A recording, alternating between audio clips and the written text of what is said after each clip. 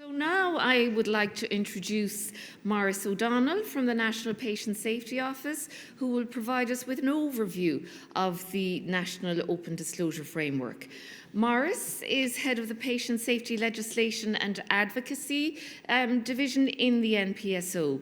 His portfolio includes the development of relevant patient safety legislation, including the Patient Safety Act, which passed through the Oireachtas and was signed into law by the President in May 2023.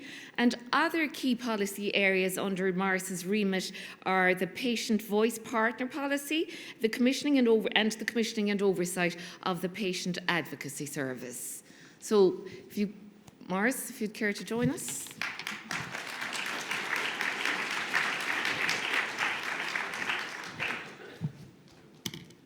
Thanks very much, Orla. So as Orla mentioned and as the Minister mentioned, it's a very important day today. We are launching the Open Disclosure Framework for the first time. So this is the cover of the document. It's published today. It is available online. I have some hard copies knocking around someplace. If anybody would like one later on, just come up to me or one of the team.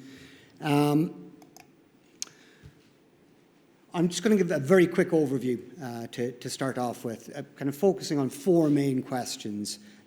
Number one, what is open disclosure? Number two, why have we developed an open disclosure framework? Number three, what does the open disclosure framework do? And number four, what do you have to do as key stakeholders in the health sector? Both Orla and the Minister have mentioned this already, but it does bear repeating. What is open disclosure? To take a line from the excellent HSE open disclosure policy, open disclosure is an open, consistent, compassionate and timely approach to communicating with patients and families when something goes wrong with their care.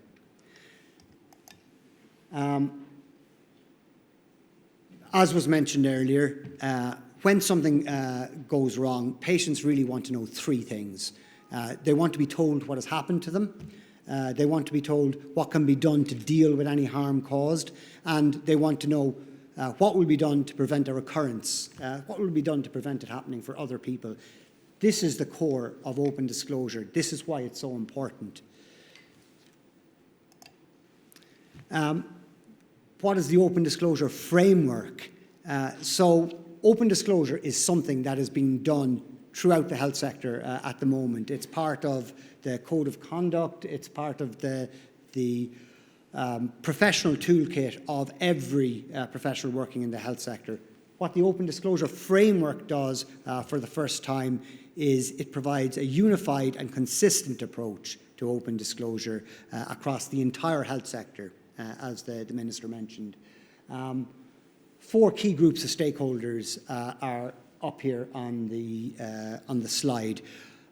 Health service providers, both public and private, would be the one that most people would think of when it comes to open disclosure. But there are a number of other key groups as well. Service regulators, such as HICWA and the Mental Health Commission, health and social care professional regulators such as the Nursing and Midwifery Board, the Medical Council and so on, and equally important, health and social care educators. Open disclosure is an integral part of what all of them do, and it needs to be done in a standardised way. It is being done now. What we all need to do is to do it better. What does that mean? Essentially, what we're talking about is a culture change. We've got to make sure that the patient is at the centre of everything we do.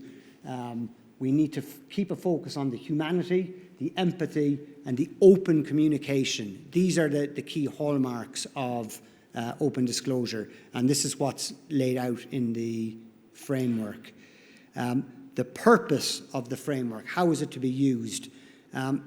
Basically, it's to be used in the development of an organisation's internal policies, processes and practices regarding patient safety incidents and adverse events. It's to facilitate open communication. As I said, Most organisations have an open disclosure policy in place. We want them to all be upgraded. We want a standardised approach. No matter where you're interacting with the health sector, you should be entitled to the same level of open disclosure. In practice, the framework guides the operational procedures and standards which determine how patients or service users or their families or their support persons are communicated with if something goes wrong in their care. How did we develop it? The Minister mentioned earlier on the very important work of the Independent Patient Safety Council, which was informed by the work of a consultancy, Crow, who did a lot of work on providing the evidence base for what should go into an open disclosure framework. What they put together was a number of principles which should underpin open disclosure based on best practice internationally and the literature and so on. What they came up with and what's reflected in the framework are 6 key principles, which you'll see on the screen here. Open, honest, compassionate and timely communication is one. A focus and a centering on patient entitlements and service users and their support persons. What are patients' entitlements in the open disclosure process? Equally important, it's not just an external focus, it's an internal focus as well. Staff in the health sector have to be supported to be able to make open disclosures, to be able to make them comfortably, to move from a culture, it could be argued that we have a blame culture at the moment where it's all about pointing fingers when something goes wrong, moving towards a just culture where people are supported, people are comfortable in putting their hand up and saying, yes, something went wrong here, I did something wrong, this is what happened, this is what we're going to do to fix it. And that is how people learn from these things. Promoting a culture of open disclosure being one of the key principles. At the core of this and the Patient Safety Act, which the Minister referred to earlier, is a cultural change project. It's about making people comfortable with new ideas about openness and transparency and a better way of doing things, which ties into the next point, open disclosure in improving health and social care policy and practice. And then the last one, the importance of good clinical and corporate governance for open disclosure and leadership. Equally important. So these are the principles. You'll find them in the framework. This came directly from the work of the Independent Patient Safety Council. It lines up quite nicely with, so we did a public consultation on the framework. We asked people what their perceived drivers for cultural change were. And if you look at it, it lines up quite nicely with the principles. The biggest group there is leadership. What people identified as the key, most important factor. The next most important one at 22%, communication, engagement and feedback. So people's perceptions align quite closely with the principles identified. The framework wasn't cooked up in isolation. There was intensive engagement with stakeholders to form the framework. There was intensive engagement at the stage of the work of the Independent Patient Safety Council.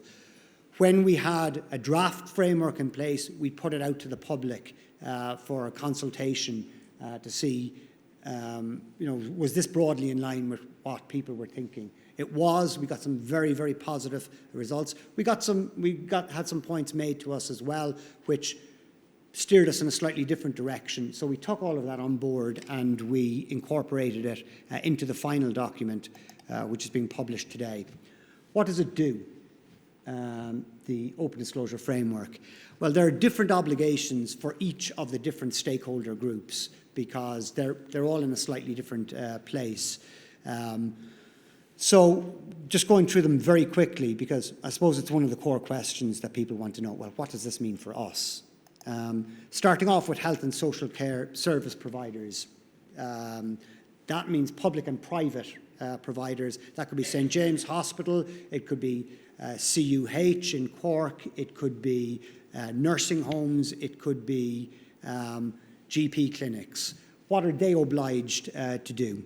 Well, the first thing that organisations must do is develop and implement an open disclosure policy. So organisations will have to have a policy in place. They will have to develop and implement training on open disclosure for all clinical and non-clinical staff. An important factor is it's not just the clinicians that it applies to, it is everybody involved in healthcare who needs to be aware of open disclosure and their role in it. They need to develop a support structure for all staff. Staff have to be supported. This idea of a culture change will never take off if staff are not supported, if there's not a safe space for them to make open disclosures and to feel comfortable in doing that. Service providers will need to maintain a record of open disclosure events. The next point is a key point from talking to Angela and Lorraine and others in the HSE. Open disclosure champions. People really have to lead on that. I think there's a very good example. I think it's in Galway, you were saying, Sligo, sorry, of really good integrated championing and training in open disclosure coming from the clinical lead in the area. They need to maintain a record of the training that's provided. And here's the key thing, and this is in common for all the stakeholder groups. There will need to be an annual report produced and submitted to the department reporting on the progress of implementation of open disclosure. It doesn't need to be perfect day one, but it is a journey that people are on, and this will, after the first time, and I'll talk a little about the timeline in a second, but after the first year, it will be an annual thing which needs to be done. For service regulators, again, there are requirements slightly different. They will need to embed the principles of open disclosure in their standards and guidelines for health and social care services. Where they're involved in inspections, they must take compliance with the framework into account. Where they're doing various surveys, such as the National Care Experience Survey, the area of open disclosure must be examined and included in that. And like the other stakeholders, an annual report in terms of compliance will need to be produced. For professional regulators, again, they will also need to develop a policy in relation to open disclosure to support registered professional practitioners to embed open disclosure in their individual practices.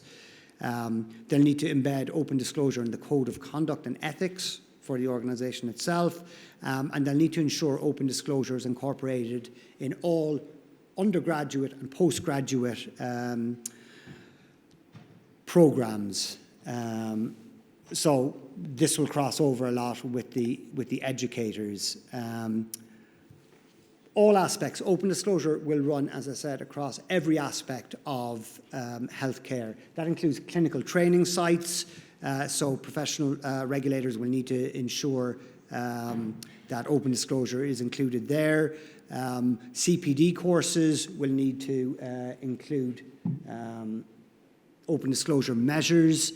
A record of the number of complaints received related to open disclosure will need to be kept. And again, we see annual reporting to the Minister.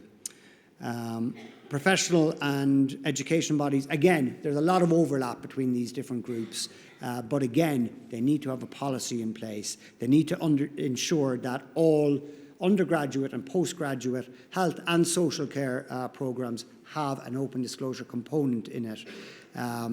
They'll have to make sure that formal training in open disclosure is being undertaken by all their educators as well. All training sites need to have an open disclosure policy. Support, again, support needs to be there for staff in these organisations when it comes to open disclosure. And again, annual report. So every organisation needs to submit that. Monitoring and evaluation. I'm moving towards the end now, you'll be delighted to hear. Monitoring and evaluation, I've touched on it. Basically, what gets measured gets done. It will need to be monitored by the organisations themselves, and there will be an external element in terms of reporting to the Minister. The nuts and bolts of that is there will be individual stakeholder annual reports. Those will come into the department.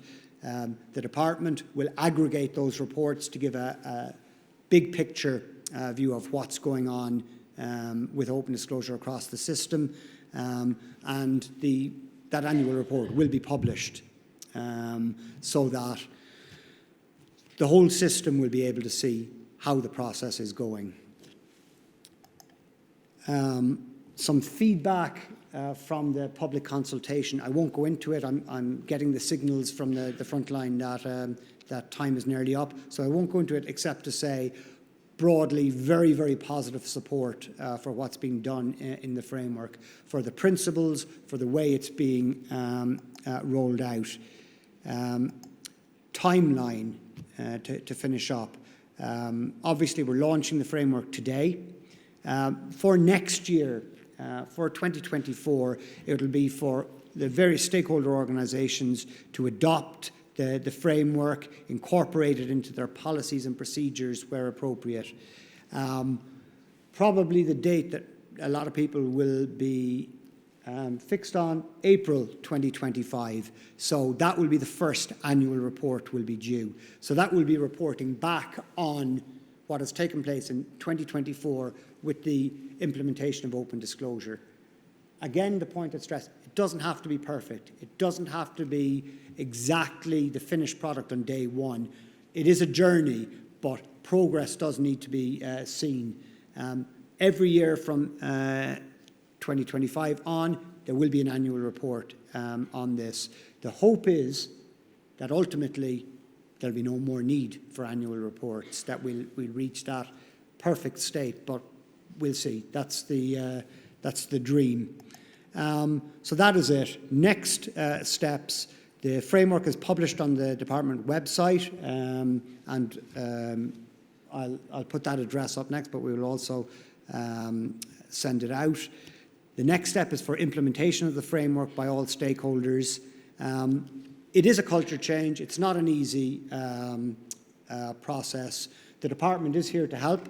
There's an email address here for any queries that people have. Please send them to us and we will respond to you. Full text is at this website. That's not very useful to you now, but it is in your programs, the online programs. And if you have any questions about where to find it, please just contact us. And that is it. Thank you very much for your attention.